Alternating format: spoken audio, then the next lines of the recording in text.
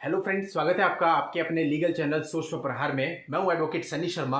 और दोस्तों, आज की इस वीडियो में फिर से हम बात करने वाले हैं झूठे मुकदमों की, फॉल्स केसेज की। यानी कि आप सब लोग जानते हैं कि किस रेशो में फॉल्स केसेज आज के समय पे महिलाओं के द्वारा पुरुषों पर किए जा रहे हैं। यानी इसमें कोई शक नहीं कि 80% पुरुष ऐसे हैं जिन पर बिना कुछ किए, बिना कोई क्राइम किए, हीनियस क्राइम की धाराएं लगी हुई हैं और वो उन सब चीजों को झेल रहे हैं। और उनके साथ साथ उनके माता पिता, उनके बहन भाई और उनके बाकी के रिश्तेदारों को भी उसमें इन्वॉल्व किया गया है।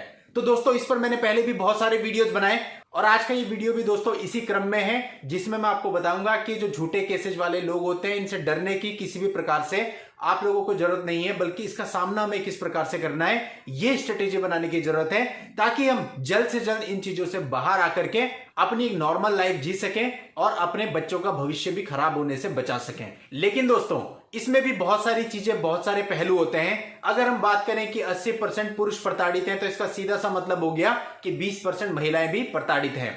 अब थोड़ा सा कल मैंने महिलाओं के फेवर में बोला, एक आध पोस्ट डाली, वो भी दोस्तों इसलिए डाली क्योंकि एक्चुअल में जो सही महिलाएं हैं उनके साथ इन गलत महिलाओं की वजह से गलत हो रहा है, उनको भी गलत दृष्टि से देखा जा रहा है और मैक्सिमम लोग सोसाइटी के पूरी महिला जाति पर ही उंगली उठाने लगे हैं।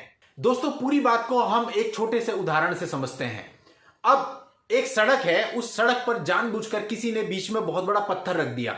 एक आदमी आता है, देखता है कि यहां तो बहुत बड़ा पत्थर रखा हुआ है और उससे उसको ठोकर भी लग जाती है। इसके बाद वो पत्थर रखने वाले को खूब गालियां देता है, मन भर के भला बुरा बोलता है और आगे निकल जाता है। कुछ ही समय के बाद दूसरा आदमी आता है, वो भी देखता है कि इतना बड़ा पत्थर बीच में रखा है, वो भी कहता है यार कौन पागल है ये, इससे तो बहुत लोग गिर सकते हैं। वो भी 10 गालियां उसको देता है और आगे बढ़ जाता है। इसी तरह से बहुत सारे लोग आते हैं, गालियां देकर आगे निकल जाते हैं। लेकिन फिर उसके बाद एक आदमी आता है, वो देखता है इतना बड़ा पत्थर रास्ते में रखा हुआ है, वो किसी को गाली नहीं देता, किसी को अपशब्द नहीं बोलता, वो उस पत्थर को उठाता है और साइड में रख देता है। अब दोस्तों, आप बताइए कि इनमें से समझदार कौन है? वो व्यक्ति जो उस पत्थर रखने वाले को रात दिन गालियां दे रहे थे, या वो व्यक्ति जिसने वो समस्या ही खत्म कर दी, सबके लिए रास्ता क्लियर कर दिया? तो दोस्तों, अपने को कौन सी अप्रोच अपनानी है? एक अप्रोच ये है कि हम YouTube पर खड़े होकर के कमेंट्स में जाकर के महिलाओं के लिए अपशब्द बोलना शुरू कर दें। क्या उससे हमें कोई रिलीफ मिलने वाला है? दूसरा तरीका है कि हम स्ट्रेटेजी से लड़ें और जो भी महिला आपके साथ गलत कर रही है उसको इस कदर तोड़ दें कि उसकी हिम्मत ना बने आज के बाद आपके क्या किसी के भी साथ गलत करने की। कौन सी बात दोस्तों आपको सही लगती है, आपके गले उतरती है? अब दोस्तों, कल मैंने एक पोस्ट डाला था कि जो पूरी महिला जाती है उस पर उंगली मत उठाइए और महिलाओं के खिलाफ अपराधों को प्रमोट मत कीजिए।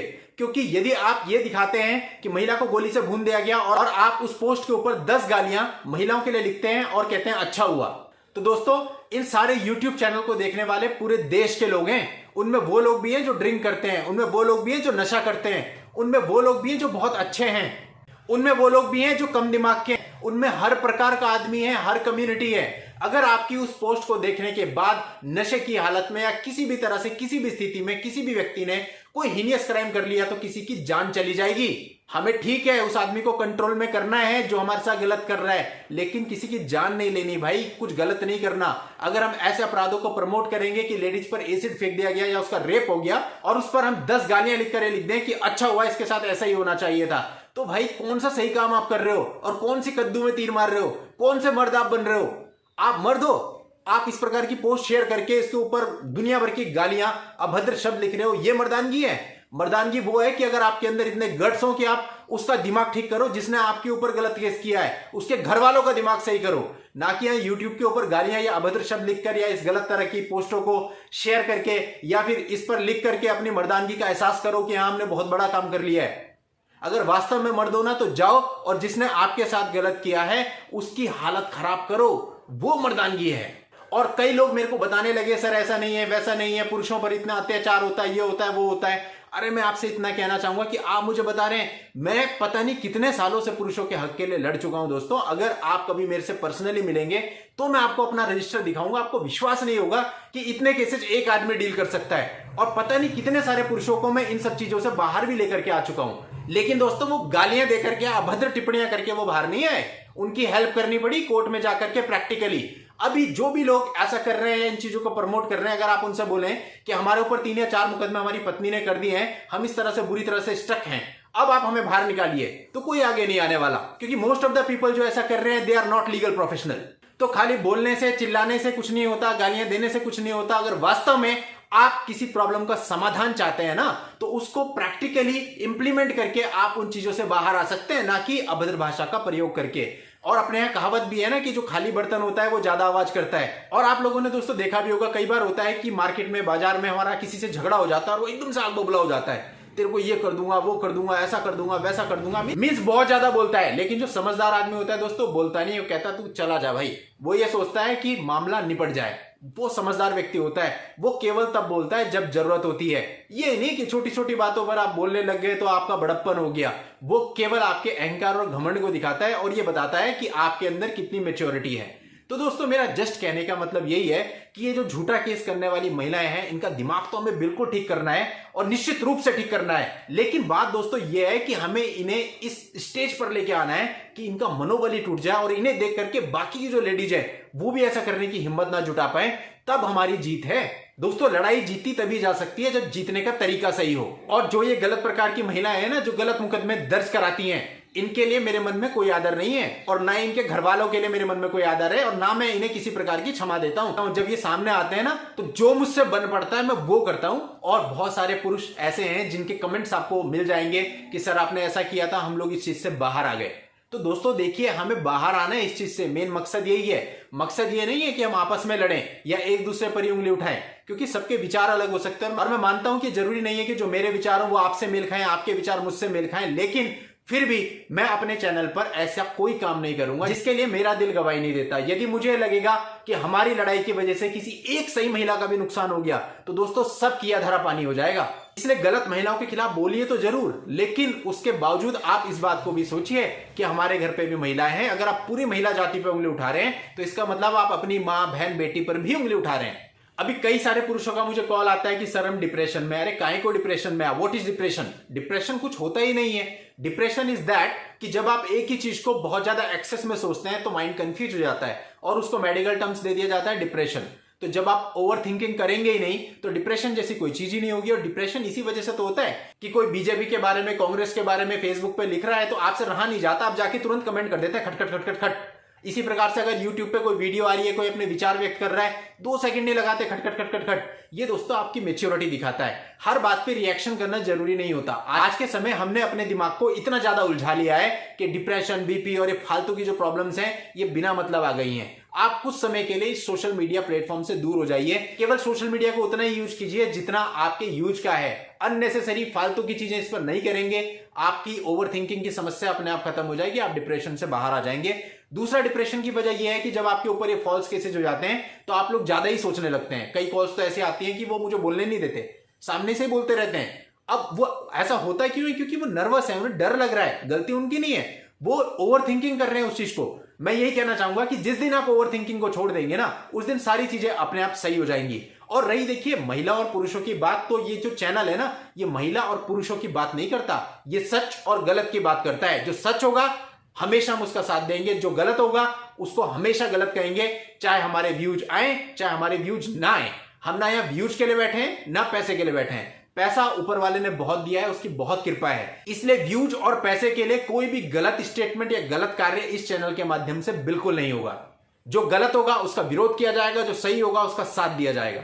अब देखिए कितने सारे कमेंट्स ऐसे होते हैं जो हम बात कर रहे हैं कुछ और वो नीचे हिंदू धर्म, मुस्लिम धर्म की बात करने लग जाते हैं। कितने सारे कमेंट्स ऐसे होते हैं जो कि हम बात कर रहे हैं कुछ और वो बीजेपी कांग्रेस को लेके बैठ जाते हैं। तो ये सब अपनी अपनी समझ ही तो है दोस्तों। और जो मैं आपको कह रहा हूं, जिस इंटेंशन से मैं कह रहा हूं, आप उसी इंटेंशन से उसको समझते हैं या नहीं, ये भी तो है। अब मैंने कहा कुछ और, आपने समझा कुछ और, अर्थ का बन गया अनर्थ, कर लीजिए क्या करोगे। तो दोस्तों ये अपनी अपनी समझदारी है। हम क्या सोचते हैं, जितना हमारा केस चल रहा है उसी दायरे के अंदर अंदर सोचते रहते हैं कि हमारे साथ ये हुआ। अरे आप पूरी टोटलिटी में सोचिए ना कि पूरे समाज में क्या चल रहा है। अब दोस्तों अगर हमें इन सारे झूठे केस करने वाले लोगों से निपटना है तो सबसे पहले जिगर मजबूत करना पड़ेगा। जिगर मजबूत गाली देके नहीं होगा, जिगर मजबूत तब होगा जब आप अंदर से मजबूत होंगे, सोच लेंगे कि इनको ठिकाने लगाना है। अब दोस्तों मेरी बात को अदरवाइज मत लीजिएगा, मैंने जितने केसेज आज तक किए वो उनकी नंबर ऑफ केसेज इतने ज्यादा हो चुके हैं अभी कि हमारा शहर, हमारा स्टेट, हमारा जिला और कई अदर स्टेट्स में भी जहां मैं ज्यादा काम कर चुका हूं, वहां पर जब आपके चैनल सोच पर प्रहार के नीचे एडवोकेट सन्नी शर्मा लिखा हुआ नोटिस जाता है ना, तो 10 मिनट तक उस नोटिस को पढ़ने के बाद उस व्यक्ति के हाथ कांपते हैं। और जब किसी के काउंटर केस की पिटीशन हम बना के देते हैं ना, तो उस पिटीशन को पढ़ने के बाद 1 हफ्ते तक उसको नींद नहीं आती है। तो दोस्तों इस लेवल का जब आप काम करोगे ना, इस लेवल पे जब आप सामने वाले को झुकाओगे ना, तब आपको जस्टिस मिलेगा। केवल हल्ला करने से, चिल्लाने चिंगाड़ने से जस्टिस नहीं मिलता है। जस्टिस के लिए लड़ना पड़ता है, और वो भी ऐसे लड़ना पड़ता है जिसमें आप सेफ निकल आओ। ये कोई जस्टिस नहीं हुआ कि किसी ने आपके साथ गलत किया, आपने जाके कोई क्राइम कर दिया, उसके बाद आप जेल में चले गए और आपके बच्चे अनाथ हो गए। ये कोई समझदारी भरा काम नहीं है। इसलिए आप सबसे मेरी यही विनती है कि समाज में से हमको बुराइयों को दूर करना है, अच्छाइयों को लाना है, ताकि हमारे बच्चों को एक अच्छा वर्ल्ड मिले, एक अच्छा वातावरण मिले आगे जीने के लिए। अपनी मर्दानगी दिखाने के चक्कर में अपने को ऐसे कर्म नहीं करने जिससे देखने पे पता चले कि ये क्या मर्द है।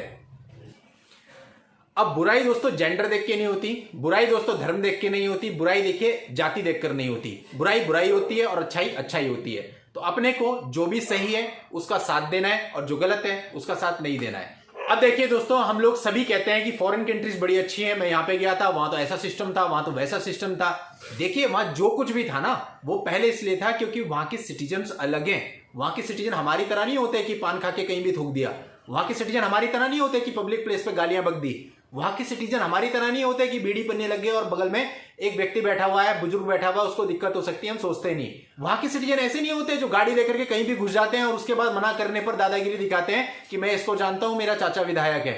वहां के सिटीजन ऐसे नहीं होते जो रिश्वतखोरी इस लेवल पे करते हैं जैसे अपने यहाँ पे होता है। अभी लास्ट फोन कॉल्स मुझे हुआ आया तो पुलिस वाला कहता है कि भाई तेरे नाम हटा दूंगा FIR में से, 1 लाख रुपए चाहिए। उससे पहले जब मुझे कॉल्स आए परसों नरसों, वहां पे कुछ कई लोगों ने बताया कि पुलिस वाला कहता है 41A का नोटिस तब दूंगा जब 10,000 रुपए मिलेंगे। ये हाल है अपनी कंट्री का। यहाँ के सिटीजन ऐसे हैं, और ये सिटीजन कौन है? हम ही लोग हैं, कोई बाहर का आदमी नहीं है। तो जब तक मेरे भाई हम अपनी सोच को सही नहीं करेंगे ना, तब तक कुछ भी नहीं होने वाला है। ये गलत मुकदमे दर्ज कराने वाले गलत मुकदमे दर्ज कराते रहेंगे, गलत करने वाले गलत करते रहेंगे, भ्रष्टाचारी भ्रष्टाचार करते रहेंगे, और रिश्वत खाने वाले रिश्वत खाते रहेंगे, और सब कुछ ऐसे ही चलता रहेगा, कुछ भी नहीं बदलेगा। अगर कुछ भी बदलना चाहते हैं तो पहले अपनी सोच बदलिए, और जो कुछ हम सोचते हुए आ रहे हैं और गलत लोगों के इन्फ्लुएंस में आ रहे हैं, गलत काम कर रहे हैं, उनको छोड़िए, और सही तरीके से जो भी गलत कर रहा है, जो भी झूठ बोल रहा है, जो भी गलत मुकदमा कर रहा है, इन लोगों के खिलाफ एकजुट होकर के इनकी ऐसी की तैसी कीजिए। और इसके साथ साथ निवेदन है कि किसी भी महिला के खिलाफ किसी भी प्रकार का कोई हीनियस क्राइम होता है तो उसको कभी भी प्रमोट मत कीजिए, इट इज रॉन्ग। तो दोस्तों सही स्ट्रेटेजी रखेंगे, सही सोच रखेंगे तो सब चीजों से बाहर आ जाएंगे, और अगर अपनी सोच को ही घटिया रखेंगे, चीप रखेंगे, तो फिर बड़ा मुश्किल है इन चीजों से बाहर आना। क्योंकि केवल गाली देकर, किसी पर उंगली उठाकर आप बाहर नहीं आ सकते। बाहर आ सकते हैं आप शांत रहकर, क्योंकि जब आप शांत रहते हैं तो आपका दिमाग और दिल दोनों बहुत अच्छे से काम करता है। उस समय आपके जो विचार आएंगे ना, वो बहुत बढ़िया आएंगे। देखिए कभी क्रोधित होकर के कोर्ट में आर्ग्यूमेंट नहीं किए जा सकते, आपको अंदर से शांत रहना पड़ता है ताकि आप दूसरे को हरा सकें। अगर आप क्रोधित होंगे इसका मतलब आप नर्वस हैं, और अगर आप नर्वस हैं तो सामने वाला आपको बचा करके चला जाएगा। इसलिए दोस्तों ताकत रिएक्शन के लिए नहीं चाहिए, ताकत चुप रहने के लिए चाहिए। अगर कोई आपको कुछ कह रहा है और आप तुरंत 1 सेकंड लगाए खटखट उसको सामने से लिख देते हैं, तो इसमें कोई ताकत नहीं है। It means you are weak, आप कमजोर हैं। ताकत इसके लिए चाहिए कि किसी ने कुछ लिखा और आपने कोई रिएक्ट नहीं किया। यही मुझे मेरे माँ बाप ने और मेरे गुरुओं ने सिखाया है। और दोस्तों देखिए, आप लोगों के कमेंट्स में से कितने सारे कमेंट्स ऐसे होते हैं, आप लोगों को पता होगा, जो नेगेटिव होते हैं या फिर मेरे विचारों से मेल नहीं खाते, या जिसमें उंगली उठाई गई होती है। लेकिन आप में से कितने लोग कह सकते हैं कि मैंने आज तक रिएक्ट किया होगा? अगर आपको गलत बोलना है बोलिए, मुझे कोई फर्क नहीं पड़ता, क्योंकि मैंने केवल अपने विचार आपके सामने रखे हैं। आप उसे मानते हैं तब भी ठीक, नहीं मानते तब भी ठीक। तो दोस्तों नेक्स्ट टाइम कुछ लीगल जानकारी के साथ मैं आपसे मिलता हूं। तब तक के लिए good bye and thank you for watching, take care.